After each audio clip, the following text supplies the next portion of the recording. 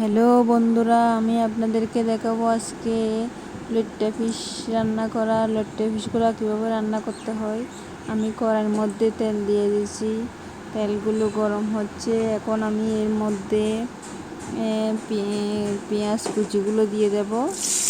পেঁয়াজ কুচিগুলো আস্তে আস্তে দিয়ে দিচ্ছি। একটা মজাদার রেসিপি তৈরি করব খুব সহজ পদ্ধতিতে। কাঁচা লঙ্কাগুলো দিয়ে দিচ্ছি,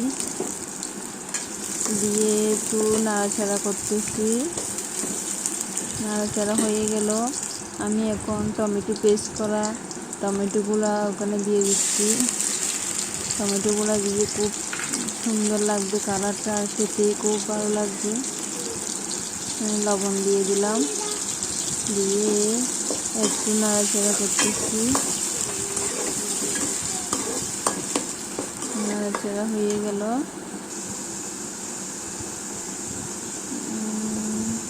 আমি এর মধ্যে দিয়ে দেব হলুদের গুঁড়া, তারপর দিয়ে দেব মশলার গুঁড়া দিয়ে দিচ্ছি।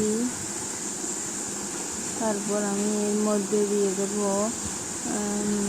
লঙ্কার গুঁড়া দিয়ে দিচ্ছি। দিয়ে একটু কষিয়ে নিচ্ছি। খুব কষা কষা হচ্ছে, একটু লেগে যাচ্ছে, তাই আমি একটু সামান্য করে একটু জল দেব, যাতে কড়াইয়ের মধ্যে লেগে না যায়। একটু করে সামান্য করে জল দিচ্ছি, দিয়ে ভালো করে কষিয়ে নিচ্ছি। জল দিতে হয় না, ওই মাছ থেকে জলগুলো বের হবে। হ্যাঁ, কষানো হয়ে গেছে আমার। এখন আমি মাছগুলো আস্তে করে দিয়ে দেবো ওখানে। এখন দিয়ে দিচ্ছি, দিয়ে একটু নাড়াচাড়া করতেছি।